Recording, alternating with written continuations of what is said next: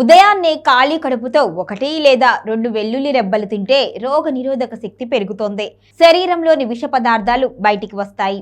వెల్లుల్లి రక్తంలో కొలెస్ట్రాల్ స్థాయిలను తగ్గించి గుండె జబ్బును నివారిస్తుంది. రోజు తినడం వలన రక్తపోటు నియంత్రణలో ఉంటుంది. వెల్లుల్లిని తేనెతో కలిపి తింటే గొంతు నొప్పి, జలుబు, దగ్గు త్వరగా తగ్గుతాయి. వెల్లుల్లి జీర్ణక్రియను మెరుగుపరుస్తుంది.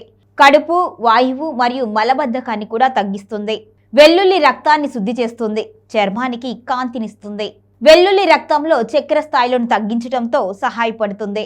వెల్లుల్లిలోని అలిసిన్ అనే పదార్థం anti bacterial, antiviral, anti fungal లక్షణాలు కలిగి ఉంటుంది. జలుబు, ఇన్ఫెక్షన్ ను దూరం చేస్తుంది. వెల్లుల్లి తైలాన్ని తల మీద రాస్తే తల చర్మం ఆరోగ్యంగా ఉంటుంది. మొటిమలు తగ్గించడంలో కూడా ఉపయోగకరంగా ఉంటుంది. ఈ లక్షణాలు ఉన్న వాళ్ళు వెల్లుల్లి తినకూడదు. వెల్లుల్లితో ఆమ్లం పెరిగి యాసిడ్ రిఫ్లెక్షన్ కు కారణమవుతుంది. ఇది గుండెల్లో మంట, వికారం వంటి గ్రెడ్ లక్షణాలను పెంచుతుంది. కాబట్టి మీరు ఈ సమస్యతో బాధపడుతూ ఉంటే వెల్లుల్లిని తక్కువగా తినండి లేదా అస్సలు తినకండి. వెల్లుల్లిలో ఫ్రాక్టాన్ అనే కార్బోహైడ్రేట్ ఉంటుంది. గ్యాస్, ఉబ్బరం మరియు నొప్పి వంటి సమస్యలను కలిగిస్తుంది. అటువంటి పరిస్థితుల్లో ఈ లక్షణాలను తగ్గించడానికి ఆహారం తీసుకుంటున్న వ్యక్తులు వెల్లుల్లిని తినకూడదు. కొంతమందికి వెల్లుల్లి అలర్జీ ఉంటుంది. ఇది నోరు, గొంతులో మంట, వికారం, తీవ్రమైన సందర్భాల్లో అనాఫిలాక్టిక్ ప్రతిచర్యకు కారణమవుతుంది. అలర్జీ ఉన్నవారు వెల్లుల్లికి దూరంగా ఉండడం చాలా బెటర్.